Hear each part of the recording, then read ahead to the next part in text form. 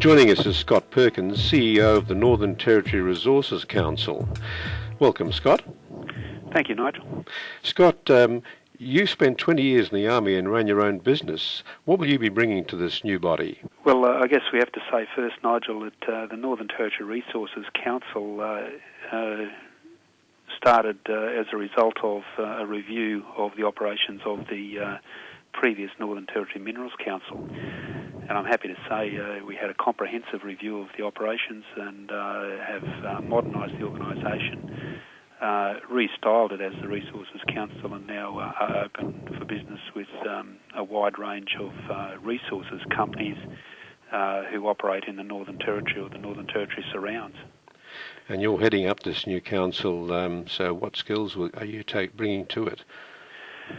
Well, I guess I bring a couple of career streams with my experience. As you said, I spent 20 years in the Army and saw a great deal of Northern Australia, and I can claim to have been down nearly every dirt track in the Northern Territory in that time, so I know the country very well. But more to the point, I spent some time with the cane growers organisation in Queensland, where we represented the interests of over 1,000 cane farmers in the Mackay area. And we did very similar work with the Queensland government that I do here with the Resources Council, and that relates to the all of those constraints and issues that surround the use of land. That's a fantastic experience. Scott, do we know what the true potential of Northern Territory mineral resources is? Well, after well over 100 years of exploration, I think there's a fair idea out there, but there's always something more you can find out that's new. And it's pleasing to see in the program for the conference that we have Dr. Ian Scrimgeour, who's the director of the Northern Territory Geological Survey. And he's currently driving a program to redo some areas in terms of the geophysical survey. So we are going to find out a lot more about the Northern Territory, and it's very pleasing to see that as an item in the conference. Of course, minerals are essential to the development of the Northern Territory. Which minerals do you see as being most in demand in the medium to long term? Very difficult question to answer because of the way that we see this resources boom happening at the moment. But I guess you've got to say, if you're going to take a bet on anything, any minerals or other products out of the ground that aid our challenge in addressing climate change has got to be the items of interest. And again, in terms of seeing the program for the conference, the span of topics does cover items such as uranium, and it'd be interesting to see the debate on that.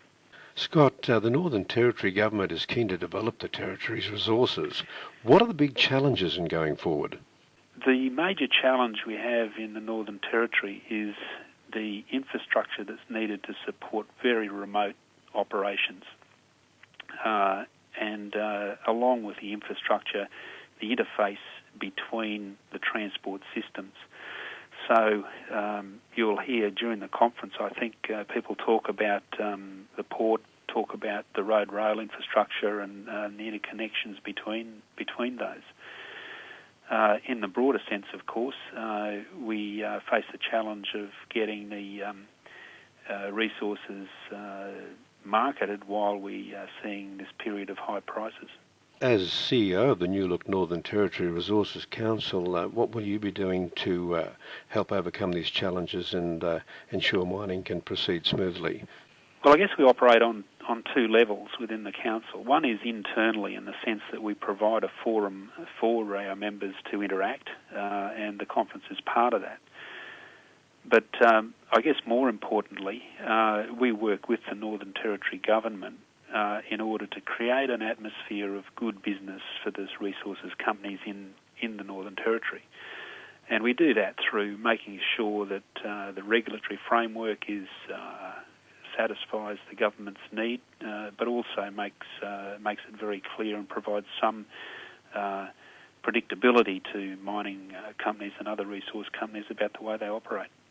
Finally, Scott Perkins, what are you hoping delegates will be able to take from the Mining the Territory conference in Darwin on the 14th and 15th of October? Nigel, I think there's enough in the program for everybody to get what they want out of it. I think overall, though, it's an opportunity for people to come to the conference and assess for themselves the very great opportunities that are available here, the great resources that back up those opportunities in the form of local companies and local people. And we hope they can see a way of investing in our great territory. Sounds fantastic. Scott Perkins, we look forward to seeing you at the conference. Thank you very much. Pleasure to be there.